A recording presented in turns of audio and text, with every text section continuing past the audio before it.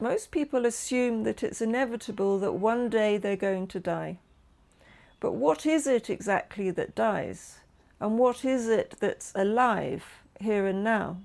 One of the most fundamental teachings of non-duality, or Advaita Vedanta, is that you're immortal. You never die.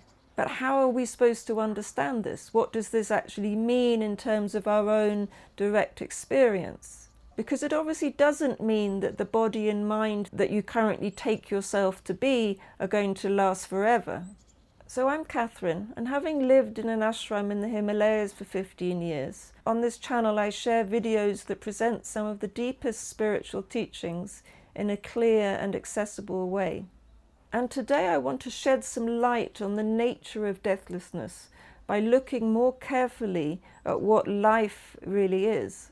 Because it's actually our misunderstanding of life that makes us believe in and become very afraid of death. So what is life? Most people are taught that it's a span of conscious existence that begins when our body is born and ends when our body dies. And yet the fact is that nobody has ever experienced their birth or their death. So let's consider your own actual experience. Like me and most other human beings, you probably have a first memory. For example, my first memory is of being pushed in a pushchair over some grass. But that moment wasn't the beginning of my life. It was simply when a sense of being located was formed and my mind was developed enough to create a memory, a kind of imprint of the content of experience of that moment. And even though I have no conscious memory of what happened before that, but clearly life was already present before that moment. So we need to look into this carefully. When that first sense of individual me-ness appears and a memory is formed, who is it who knows that? Because that one must be already present to witness it arising. So from this we can see something really important, that life is already present before the ego mind, before that sense of me-ness appears. In other words, life isn't the same as or limited to this individual sense of self that develops a couple of years after the birth of the body. So the most that anybody can honestly say is that they've experienced a moment when this sense of me took form and was remembered. You might have seen, or perhaps even directly experienced, a baby body moving from the inside to the outside of a mother's body. But that's just the movement of a form. It's not life that moves. It's not life that appears at that moment. Nobody has ever experienced life itself coming into appearance. And in just the same way, nobody has ever experienced life ending. No one has ever experienced death. You've probably heard all sorts of stories about people's near-death experiences. Very often they have the experience of no longer being in the body, for example. But who or what witnesses those experiences? Because clearly that witness was present to experience whatever shifts in consciousness took place. That witness is pure awareness. It isn't attached to the body, and that is what life is. Another way to come to a closer understanding of the real nature of life is through the analogy of a mirror. Let's say the mirror stands in a dark room. The lights are off, the curtains are drawn, there's nothing reflected in that mirror. But just because nothing's appearing in the mirror, it doesn't mean that the mirror itself has gone anywhere. Its capacity to reflect is still fully present. And when the light is switched on in the room, reflections appear. We can compare this to the mind waking up in the morning and becoming conscious and active. Whatever is placed in front of a mirror is reflected in it.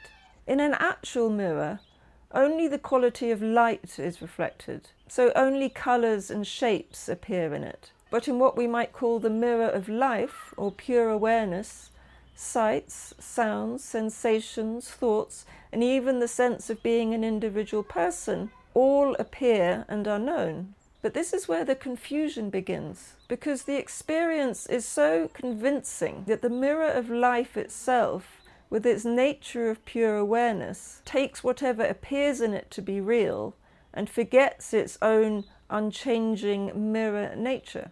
So when the ego mind, with its sense of this body is me, appears in it, this is taken to be true. And when the mind appearing in it thinks I'm happy or I'm unhappy, the mirror takes this to be its own reality.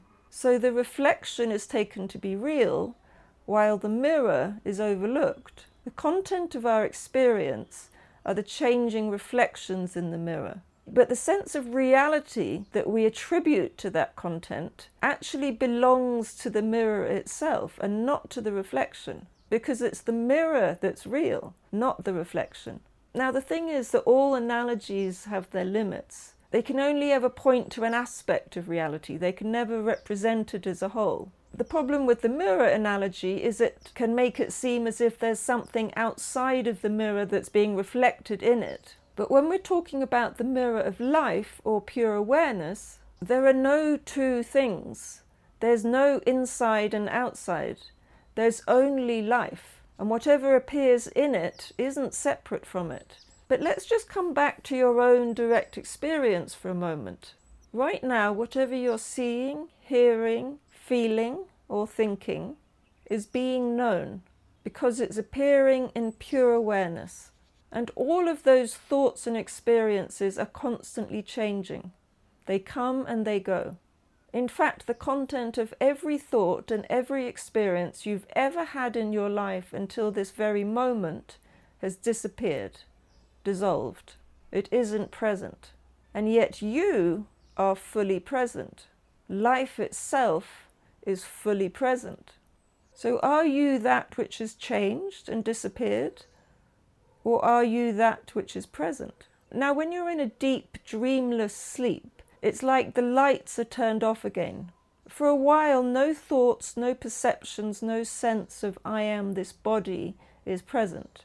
And yet when you wake up, you don't conclude that you died. You know that you were there, without form, without content, without a sense even of time and space, but undeniably present. Just as the mirror doesn't disappear when there are no reflections, the presence doesn't disappear when there's no particular experience. Because the mirror isn't any particular reflection, it's just the capacity for reflection. In the same way, life isn't any particular experience or sequence of experiences.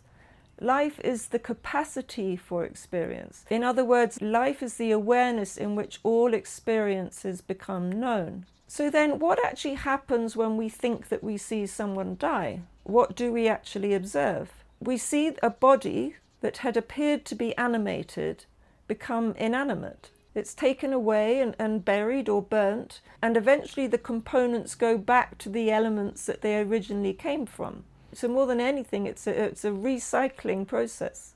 From the position of being an individual, seeing that from outside, it may appear that a life has ended. But from the standpoint of the awareness in which that experience appears, there's no ending, simply another change in the content of experience.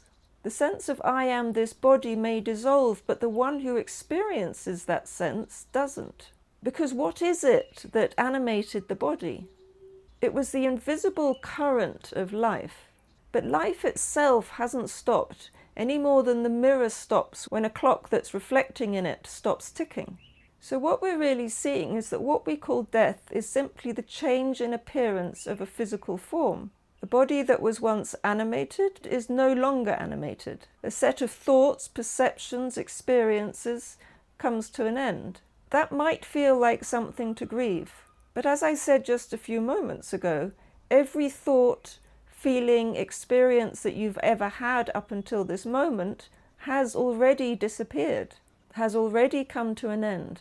But nothing has happened to you, the knower of those experiences. The nature of appearance is that everything that appears disappears. But that in which all of this appearance is known never experiences its own beginning or ending, because it never had a beginning and it never will have an end. Its nature is eternal presence, beyond time and space. It witnesses the sense of time and space appearing and dissolving. And if you look carefully at your own experience and see that everything that comes and goes is known by you, then you can't be that which comes and goes. that which comes and goes can't be what you fundamentally are. So then the whole question of what happens at death can begin to shift. It's no longer will I continue after death, because that still assumes that you're some individual entity moving through time. Instead, the realization dawns that I was never something that was born in the first place. The body and the mind were never alive in the way that you thought them to be. They simply appeared and at some point will disappear back into you, the mirror of life. So you are that life which isn't born and doesn't die. You can become familiar with yourself as this life when you close your eyes and meditate. So perhaps now is the time for you to prepare for that which really is inevitable, immortality.